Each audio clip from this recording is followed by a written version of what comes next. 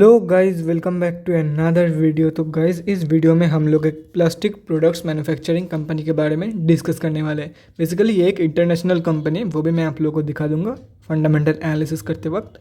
बाकी अगर कंपनी के बारे में डिस्कस करें तो 500% के आसपास कंपनी रिटर्न देके जा रही है एंड ऑलमोस्ट डेब्ट फ्री कंपनी है। तो बेसिकली हम लोग इस वीडियो में 3 पॉइंट्स कवर करेंगे। फर्स्ट पॉइंट है कंपनी की फंडामेंटल एनालिसिस। यहाँ पे हम लोग देखेंगे कि कंपनी एक्चुअली कौन सी है, कंपनी फंडामेंटली कैसी है for short term and long term investment. उसके बाद हम लोग करेंगे वॉल्यूम एनालिसिस, एकदम डिटेल में जाके। ये टेक्निकल एनालिसिस की पार्ट है, लेकिन हम लोग अलग से करते हैं वॉल्यूम एनालिसिस, ताकि आगे क्या होने वाला है ये ट्रेंड की एक अंदाज़ा ले सके, हल्का सा मतलब एक आउटस्केच ले सके फ्यूचर ट्रेंड के बारे में। थर्ड पॉइंट है टेक्निकल एनालिसिस। यहाँ पे हम लोग देखेंगे कि कहाँ पे बाय करके चल सकते हो एंड क्या इसकी टारगेट है, या तो फिर आप लोग स्विंग ट्रेडिंग के लेवल्स भी बोल सकते हो, क्या स्विंग ट्रेडिंग के लेवल्स निकल के आ रही है इस कंपनी में। तो गाइस चलिए सबसे पहले फर्स्ट पॉइंट देखते हैं, कंपनी कौन सी है एंड कंपनी फंडामेंटली कैसी है। तो गाइस कंपनी का नेम आप लोग देख सकते हो, Sintex plastics technology limited. Company जो है वो इंडिया एंड यूरोप में मैन्युफैक्चर करती है, बाकी यूएसए में भी ये कंपनी सेल करती है। देखो, अगर क्लाइंट के लिस्ट चाहिए कहाँ कहाँ पे इन लोगों का हेड क्वार्टर है, अगर सब कुछ जानना है तो कंपनी के वेबसाइट में जाके जान सकते हो। कंपनी के वेबसाइट की लिंक आप लोगों को स्क्रीनर पे ही मिल जाएगी। बीएससी एंड एनएससी दोनों में ही लिस्टेड कंपनी है। उसके साथ साथ अगर मार्केट कैप के बारे में डिस्कस करें, 900 करोड़ के आसपास का मार्केट कैप है। स्टॉक का पी यहाँ पे मैंशन नहीं है। आरओसी भी नेगेटिव में है एंड रिटर्न ऑन इक्विटी भी नेगेटिव में है। बुक वैल्यू से हाई में ट्रेड कर रही है एंड एक साल में अगर डिस्कस करें तो 491.91% के आसपास की ये कंपनी रिटर्न देके जा रही है एक साल में।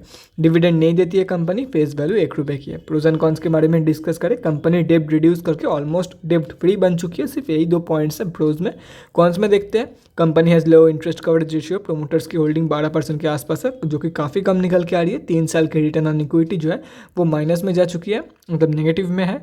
Companies cost of borrowing seems high, promoter holding 3 सालों में लगभग 22% के आसपास, या तो फिर 21.5% के आसपास गिरी है। उसके साथ साथ अगर क्वार्टरली रिजल्ट के बारे में डिस्कस करें तो सितंबर की क्वार्टरली में कंपनी के पास काफ़ी अच्छी सेल्स थी कंपेयर टू जून क्वार्टर। यहाँ पे आप लोग देख सकते हो कंपनी में मेजॉरिटी ऑफ द टाइम्स जो है वो ज़ीरो ही सेल्स होती है। बाकी देखो, कंपनी में ज़ीरो सेल्स हो रही है, इसका मतलब ज़ीरो एक्सपेंसेस होगी, इसका कोई मतलब नहीं है, क्योंकि जो एम्प्लॉयज़ है उन लोगों का सैलरी, इलेक्ट्रिक बिल, वो सब कुछ भी देना पड़ता है। तो कंपनी आप लोग बोल सकते हो एक लॉस मेकिंग कंपनी है।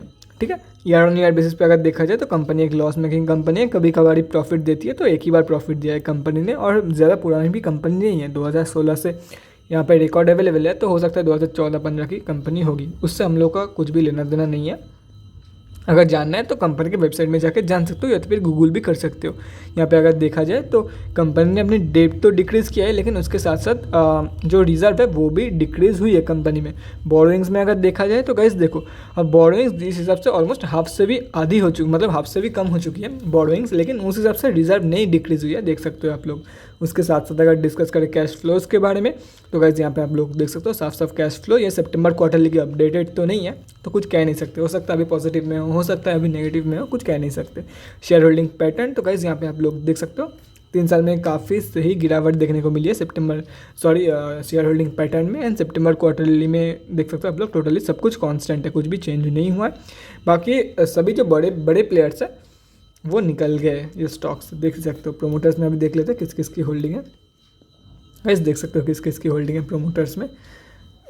एफआईआईज़ में भी देख लेते हैं। एफआईआईज़ में 0.1% किसकी होल्डिंग है यहाँ पे मेंशन किया हुआ नहीं है। डीआईआईज़ में भी शायद मेंशन किया हुआ नहीं रहेगा, 0.19% देख सकते हो। और कुछ ही बड़े रिटेलर्स की होल्डिंग है, देख सकते हो। तो लगभग 85% के आसपास, या तो फिर 80% प्लस जो है हम अब जैसे छोटे मोटे रिटेलर्स की होल्डिंग है कंपनी में। अभी डिस्कस करते हैं कंपनी एक्चुअली फंडामेंटली कैसी है। देखो गाइस, देख के ही आप लोगों को समझ में आ ही गया होगा, कंपनी एक लॉस मेकिंग कंपनी है, सेल्स भी ठीक से नहीं होती है।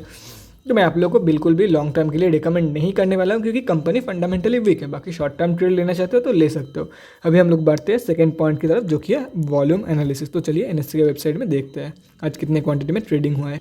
तो गाइज़ यहाँ पे आप लोग देख सकते हो कंपनी जो है वो निफ्टी 500 में लिस्टेड है एंड कंपनी की जो सिंबल है वो SPTL है। ये अलग है, मतलब सिंटेक्स प्लास्टिक्स अगर लिख के कोई सर्च करोगे तो नहीं मिलेगा SPTL, मतलब कई बार ब्रोकर्स नहीं देती है, इसीलिए मैंने दिखा दिया। अगर देखो जैसे कि सिंटेक्स इंडस्ट्रीज़ की है, सिंटेक्स इंडस्ट्रीज़ की जो सिंबल है वो सिंटेक्स ही है, तो आराम से मिल जाएगा। लेकिन अगर सिंटेक्स सर्च करोगे तो सिंटेक्स इंडस्ट्रीज़ खुल जाएगी, ना कि सिंटेक्स प्लास्टिक्स, इसलिए मैंने दिखा दिया सिंबल।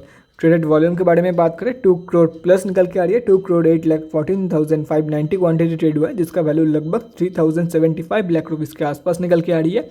पेंडिंग ऑर्डर क्वांटिटी के बारे में डिस्कस करें 67,872 सेलिंग ऑर्डर पेंडिंग है 14.2 के प्राइस पॉइंट पे। डिलीवरी परसेंटेज 39.8, मतलब मेजॉरिटी ऑफ द ट्रेड जो है आज इंट्राडे में ही लिया गया है। ऑब्वियस सी बात है, फ्राइडे के दिन काफ़ी कम डिलीवरी ट्रेड्स लेते हैं लोग, क्योंकि ऑब्वियसली 2 दिन मार्केट बंद है, क्या पता कोई मतलब बैड न्यूज़ आ जाए तो मार्केट पूरा उल्टा हो सकती है, मतलब ऊपर जा रही थी कंपनी नीचे भी गिर सकती है, इसलिए ज़्यादातर लोग जो है वो डिलीवरी ट्रेड्स लेना प्रेफर नहीं करते फ्राइडे के दिन। ठीक है, अभी हम लोग बढ़ते हैं तीसरे पॉइंट की तरफ, जो कि मेन पॉइंट है, क्योंकि इसमें फंडामेंटली कंपनी वीक है, इन्वेस्ट तो कोई नहीं करेगा। तो ये आप लोग पैसा कैसे कमा सकते हो इस कंपनी से, वो है टेक्निकल एनालिसिस, जो कि स्विंग ट्रेडिंग के level, swing trade and short term में तो कहीं भी बाय करके चल सकते हो एक नीचे की लेवल देख के। बाकी देखते हैं क्या इसकी टारगेट एंड कहाँ पे इसकी बाइंग जोन निकल के आ रही है। तो गाइस यहाँ पे आप लोग देख सकते हो NSE की डेली चार्ट थी, अचानक से रिफ्रेश लिया वेबसाइट ने, सॉरी ऐप ने।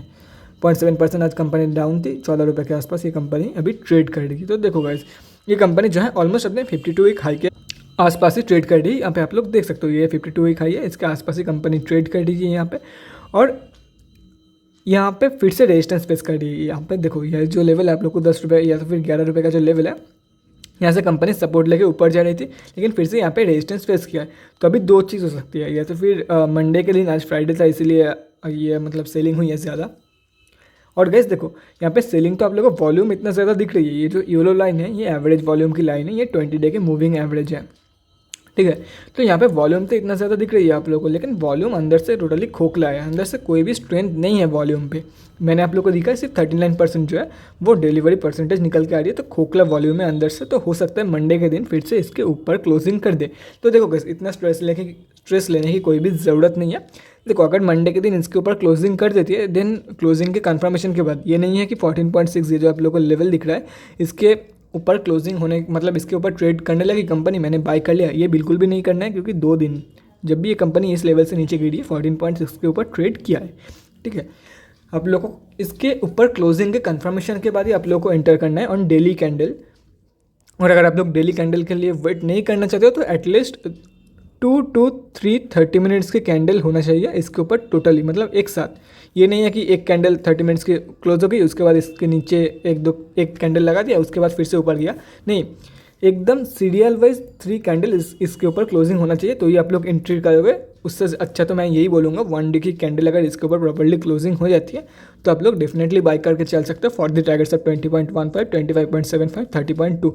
और इसके ऊपर देखो गाइस, इसका जो टारगेट्स है या तो फिर स्विंग ट्रेडिंग के लेवल्स 5 अप्रॉक्सीमेट 5 रुपीज़ के गैप में है, 14 से 20, 20 से फिर 25, 25 से 30, अप्रॉक्सीमेट 5 रुपीज़ के गैप में है, तो 35, 40 सो ऑन।